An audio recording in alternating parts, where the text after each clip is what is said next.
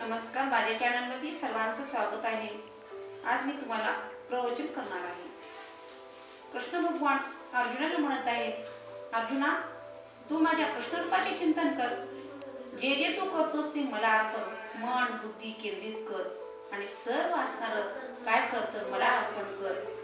तू राजाचा मुलगा आहेस, तू क्षत्रिय आहेस, तुला युद्ध करणं हे तुझं कर्तव्य आहे. तू युद्ध केलंच पाहिजे. तू मागं सरू रणभूमीवर. ही जी तुझी माझी नातेवाईक आहेत म्हणतोस, माझे भाऊ आहेत, हे मेवणी आहेत, मामा आहेत, पण हे जे आहेत ना ते तुला युद्ध करते. अर्जुन भी कुरडा आहे म्हणते, अर्जुन बिलार आहे, पडून गेला म्हणते रणभूमीवर. हे तुझ्या पाठीमाग धनुष्यबाण घेऊन लागतील आणि म्हणून त्याच्यासाठी तू युद्धच केलं पाहिजे. तू महागार घेतलेला नकोस. जे जे तुझं कर्तव्य आहे ते केलंच पाहिजे. तू असणारा कोण आहेस तर अर्जुना, तू योगी आहेस. तू कोण आहेस तर माझा एक भक्त सखा आहेस. भक्त कसे असते? देव आणि भक्त एकच असते. जसं पाणी एकच आहे तशा प्रकारे भक्त एकच असते, पण ते साधू संत असते वाटते आपल्याला, पण ते नामस्मरणामध्ये विलीन होऊन देवाच्या द्वारे देवाच्या जवळ गेलेले असते, देवाजवळ असते ते. म्हणून कृष्ण भगवंताने अर्जुनाला एवढं सहकार्य केलं की देव स्वतः कृष्ण भगवंताची स्वार्थी झाली. ध्वजावर वाढणारो आणि रथावर असणारा कोण होता तर ध्वजावर हनुमंतराय होते. राम अवतारामध्ये कृष्ण भगवंताने ज्या ज्या लीला केल्या होत्या त्यावेळेस हनुमंतरायाने सर्व असणारं राम अवतारामध्ये सहकार्य केलेली होती. आणि मग भक्ताशिवाय देवाला करमत नाही. देव हा एकटा कधीच राहू शकत नाही. जसं चंद्रमासोबत चांदणे असल्याशिवाय शोभा येत नाही. आकाशाला नुसतं जर चंद्र आकाशात दिसू लागला तर आपल्याला ती शोभून दिसणार नाही. अवतीभोवती सगळ्या चांदणे आहेत म्हणून आकाश शोभून दिसते, म्हणून आपण आकाशाला पाहतो. नुसतं आपण आकाशाकडे पाहणार सध्या नव्हत. अशा प्रकारे कृष्ण भगवान असणारे आणि शूर आणि पराक्रमी होते. अनंत जन्मीचं किती तर असणारं जन्माचं पुण्य त्या ठिकाणी प्राप्त झालेलं होतं अर्जुनाला. म्हणून कृष्ण भगवान जवळ होते, त्यांच्या अंतःकरणाजवळ होते. भाव विना भक्ती, भक्ती विना मुक्ती आणि बळे विना शक्ती पूर्णे. भाव तर पाहिजे, भक्ती तर पाहिजे आणि मुक्ती तर पाहिजे माणसापाशी. तर त्याच असणाऱ्या बळावर जर त्याच्यापाशी भाव असेल तर कृष्ण भगवान बरोबर त्या ठिकाणी येते. तर कसं येते तर ज्यावेळेस जिजामाता होत्या आणि जिजामाता म्हणायच्या, हे काळ्या विठ्ठला, मी तुझ्याजवळ नाही, तू महाराज पंढरपूरचा, मी तुला सिवत नाही. आणि का तर तू माझ्या असणाऱ्या तुकाराम महाराजाला तू बिघडवलेला आहेस. तुझी देवावर सत्ता, माझे जे असणारे स्वामी ती तुला भजते, पण तिनं खंडोबाला भजत होती. आणि मग त्या ठिकाणी कृष्ण भगवंताला विचार पडायचा विठ्ठलाला, इथंच आवडीला काय आहे तर जेवण्यासाठी स्वयंपाक करण्यासाठी काहीच नाही. एक तर त्या ठिकाणी भोपळ्यात पाणी घेतली, हातामध्ये शिदुरी घेतली आणि डोंगरावर जाऊ लागली. डोंगरावर जात असताना पायामध्ये काटा पडला, मोडला, रक्त भोंबळ झालं, काढता येईना गेलं. ऊन पडलेलं कडकडाट, पायामध्ये चप्पल नको, अशा अवस्थेत तिनं निघालेली होती डोंगरावर घेऊन आणि काटा मोडला. आणि मग रडू लागली, वाईट वाटू लागलं. कृष्ण भगवंताच्या ठिकाणी विचार केला पांडुरंगानं, अरे जिजाई सिवेल इथे पण शुद्ध अंतकरण आहे. शुद्ध अंतकरण ही देवाला अर्पण केलं पाहिजे आपल्याकडून. जसं फुलं अर्पण करताना तशा प्रकारे शुद्ध अंतकरण ज्याच्यापाशी आहे, त्याचा भाव आहे, भक्ती आहे, वृत्ती आहे, त्याच्यापाशी परमेश्वर सदैव आहे. अशा असणाऱ्या जिजामातेला लगेच कृष्ण भगवाने हातामध्ये काटे घेतले, गुराख्याचं रूप घेतले आणि आले आणि पायामधला काटा काढले. असा काटा काढले, रक्त येऊ लागलं होतं, एवढ्या वेदना होऊ लागल्या त्या मातेला. पण काटा काढला आणि हात फिरवल्याबरोबर सगळ्या वेदना झाल्या. आणि मग आता म्हणते, कोण आहेस रे? मला खूप त्रास होऊ लागला होता. एवढा सुकुमार, एवढा सुंदर आणि छोट्या असणाऱ्या गुराख्याचं रूप घेतलेलं होतं आणि आले. आणि काटा काढल्याबरोबर मातीच्या सगळ्या वेदना दूर झाल्या आणि सांगू लागली, कोण आहेस रे तू? मी पंढरपूरचं होय विठ्ठल आहे. अरे अरे अरे म्हणजे जा, तू मला या ठिकाणी विटाळ केलास म्हणजे. नाही, मी तुला बघत म्हणली. माझ्या संसाराचं वाटोळं केलं, माझ्या संसाराची राखणामुळे झाली म्हणली तुझ्यामुळं म्हणली. आणि पटपट असणार मग डोंगरावर गेल्या आणि मग त्या ठिकाणी भोपळ्यात पाणी नेलेलं होतं. तुकाराम महाराजा कसा नेम होता मातेचा नित्य नेम, तर तुकाराम जेवल्याशिवाय जेवत नव्हती तिनं, इतकाच तिचा नेम होता. महान पतिव्रत नारी होती ती. पती जेवल्याशिवाय अन्नही ग्रहण करणार नाही. मग कुठेही बसले तुकाराम महाराज तर तिनं स्वयंपाक बनवायचा आणि त्या ठिकाणी घेऊन जायची डोंगरावर, त्यांना जीव घालायची आणि मग आपण असं जेवायची. हे नियम नित्य नाम प्राणी ते दुर्लभ, लक्ष्मी वल्लभ तयाजवळी. जर लक्ष्मीचा पती जर नेमानं करत असेल तर त्याच्याजवळ लक्ष्मीचा पती राहते. एक का माळ फिरवणार, 10 का माळा फिरवणार, पण नेमानं फिरवा, एक सध्या फिरवा. एक क्षणच देवानं म्हणलंय की माझ्यापाशी उभा टाक. देवाची येदारी उभा क्षण बरी आणि त्यांनी मुक्तीच्या दिसा दिल्या. हरिमुखे म्हणा, हरिमुखे म्हणा, पुण्याची गणना कोण करी. तर त्याच्या पुण्याला त्या ठिकाणी प्रमाण नाही.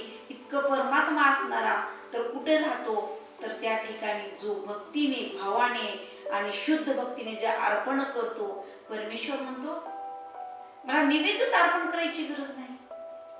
फूल जर नसेल तर मला पान जरी भक्तीनं अर्पण केलं, देवा आज मी तुला पानच अर्पण करू लागले, मला फुलं पुष्प मिळालीच नाही, तर देव प्राण सध्या ते आपण घातलेलं मुख पसरून आपलं त्या मुखामध्ये घेतो आणि धन्यवाद देतो. आपण जर दुसऱ्याच्या जेवायला गेलो तर आपण काय म्हणतो, की भाजी चांगली झाली नव्हती, आपलं काय पोटच भरलं नाही. पण देव तसं म्हणत नाही. देवाचं एकच तत्व आहे, जो भक्तीने आणि भावेने जो अर्पण करतो तर तो त्यालाच अर्पण करतो. तो भक्ती असणारी जी आहे इतकी श्रेष्ठ आहे. आणि कुठं असते तर कंठामध्ये असते. भक्ती निवास करते भगवंताची.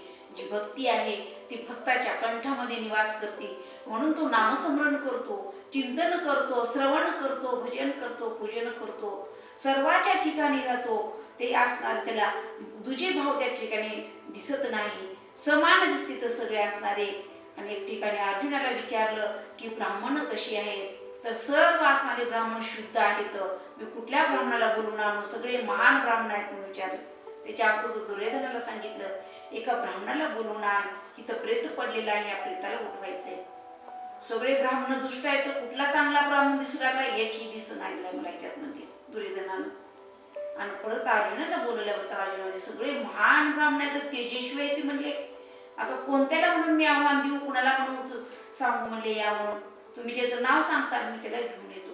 म्हणजे भक्तीमध्ये इतका भाव आहे. जो भक्ती करतो त्याच्या डोळ्यामध्ये गुन्हेगार दिसत नाही, तो देवा समानच दिसतो. मग तो कसाही असो, सम समान. मग देवाला जसं सगळे लेकरं समान आहेत. आपण म्हणतात त्यानं लय पाप केले, अरे बाबा त्यानं केले पण त्यानं अर्पण करून घेऊ लागले ना, त्यानं काहीच म्हणा नाही गेलाय परमेश्वर. परमेश्वर एक वेळेस मंदिरात गेलं आणि दररोज बी गेलं तर त्याला काहीच म्हणत नाही. आलाय ना माझ्याकडं, दर्शन घेऊ लागले ना माझं, देव त्याला आशीर्वादच देतो. आपण म्हणतो का लय दिवस झाले मला ती भेटलीच नाही, आता काय बोलायचं तिला, आपण म्हणतो, देव म्हणत नाही. आलाय दर्शन. कृष्ण भगवंतांनी सांगितलं की अर्जुना तू सगळं काय कर, मन आणि बुद्धी माझ्यावर केंद्रित कर आणि जे जे तुला असणार, जे झाले पुण्य वाटते, तुला पाप वाटते, ते सर्व मला अर्पण कर. अर्पण केल्यानंतर ती मलाच होते, सर्व तुझ्याच काहीच राहणार नाही. तू फक्त विद्ध करू लागलेला आहेस तिथं, आणि सगळं करणारा जो कार्य करणार आहे तर मी आहे. म्हणून देवानं साथीपण केलं आणि आलेला असणारा हनुमंतरायाने जी विघ्न होती ते सगळे असणारे विघ्न आपण स्वतः सारायचे. आणि जे जे पाठीमागं आले ते कृष्ण भगवंतानी आणि देवाने अर्जुनाला पाठीमागं घातलं आणि आपण पुढे राहिले. किती असणारे शस्त्र अस्त्र होते त्या ठिकाणी आणि कितीतरी होते, पण कधीही कृष्ण भगवंतानी अर्जुनाला धक्का सुद्धा लागू दिला नाही. तर ही भक्ती कृष्ण भगवंताला जी केलेली भक्ती होती अर्जुनाची, ती शुद्ध भक्ती होती. कित्येक जन्मीचं पुण्य त्याच्यासोबत होतं. नरनारायणाच्या अवतारामध्ये कृष्ण भगवंताबरोबर त्यांनी तपश्चर्या केली होती आणि त्या तपश्चर्या ज्यावेळेस केली त्यावेळेस रंभा सुद्धा त्या ठिकाणी आली आणि त्यांची तपश्चर्या म्हणण्याची भंग करण्यासाठी भरपूर प्रयत्न केला. पण त्याने असणारी काय केले तर कृष्ण भगवंतांनी आपल्या मांडीमधून उर्वशी काढली, इतकी सुंदर उर्वशी की आता बघण्यास दिव्य असणारी त्या ठिकाणी दिसू लागली. डोळे दिपू लागले, तिला पाहू वाटण्या गेल्या, नृत्य करण्यासाठी तिने कोणालाच थांबू लागली. आणि मग त्या रंभेला त्या ठिकाणी वाटलं की आता ही दोघ जण महान आहेत आणि इंद्रानं पाठवलेले होतं रंभेला. तर देव म्हणू लागले ही घ्या तुम्ही उर्वशी आणि तुम्ही घेऊन जावा म्हणले. कारण इंद्राचं जे आसन होतं दौडू लागलेलं होतं. त्यावेळेस तपश्चर्येमुळं त्याला वाटू लागलं माझं इंद्रपद जातं की काय, म्हणून तपश्चर्या भंग करण्याचा प्रयत्न केला होता. पण कृष्ण भगवंतांनी ते असणारं काय केलं तर ते रंभेला माघारी पाठवलं आणि उर्वशी सुद्धा त्यांना भेट म्हणून दिली. अशा प्रकारे कृष्ण भगवान असणारे, जर कुणी असणारे सतभावनेने जे नमन करते त्याला कृष्ण भगवान प्राप्त होते. जसं गोपिकांना झाले, गोपिकांना झाले, यशोदा मातेला झाले, नंदराजाला कित्येक वेळा देवाने दर्शन दिलं, पण ते माझं लेकरू म्हणून समजले, नंदाचं लेकरू असं. ज्या वेळेस कृष्ण भगवान दर्शन देते त्यावेळेस सध्या आपल्याला समजत नाही, कुण्या रूपामध्ये येते कुण्या रूपामध्ये जाते, पण भक्तावशी देव सदैव असतो दिसत उभा टाकलेला. विदुराच्या घरच्या कण्या खाल्ल्या देवानी, चावता माळ्याची भाजी पुरवली. अशा प्रकारे कष्ट करणारा हा कृष्ण भगवान भक्तासोबतच असतो. विजयश्री त्याच्या सोबत असते. ज्या ठिकाणी कृष्ण भगवान आहे तर ज्या ठिकाणी त्या ठिकाणी लक्ष्मी असते. सदैव कृष्ण भगवंताच्या पायाशी बसून असल्या लक्ष्मी मातेचा कसलाही त्यांना गर्व अभिमान नाही त्या ठिकाणी, आणि तरी असणाऱ्या जवळ आहेत म्हणून सदा विजय ज्या ठिकाणी आहे, ज्या ठिकाणी कृष्ण भगवान त्या ठिकाणी विजय आहे. आणि भीष्माचार्याला द्रोणाचार्याला वाटत होतं की इतक्या विद्येमध्ये आम्ही खुशील आहोत, सगळ्या आम्हाला धनुर्विद्या येते वाटत होतं, पण कृष्ण भगवान ज्या ठिकाणी येतं त्या ठिकाणीच विजय प्राप्त होता. गंगापुत्र भीष्म सध्या हारले, मृत्युमुखी पडले, सर्व राज्य आलेले होते ते मृत्युमुखी पडले, पण का विजय कुणाकडून झाला तर अर्जुनाचाच विजय झाला. तर ही भक्त सखी होते, म्हणून देवाने विचार केला जे जे दुष्ट आहेत त्या ठिकाणचे त्यांना हे वज झाले पृथ्वीला, ह्यांचं म्हणजे अहंकार होता त्याचा, जे अहंकार नाहीसा केला. आणि जे कृष्ण भगवंताने जे कार्य केलं ते आजपर्यंत आपण त्यांचे गुणगान गाऊ लागलेला. आजपर्यंत अर्जुनाचा रथ कुणी दिलेला होता तर अग्नीनं दिलेला होता, आणि हे रथ अग्नीनं दिल्यामुळं सदा विजयी व्हायचा. कुठेही पृथ्वीवर युद्ध करण्यासाठी अर्जुन रथ घेऊन गेला तर त्या ठिकाणी ध्वजावरी असणारा हनुमंतराया बसाचा, आणि शारंगधर असणारा हा परमेश्वर रथावर सारथी राहायचा, म्हणून विजय प्राप्त करून परत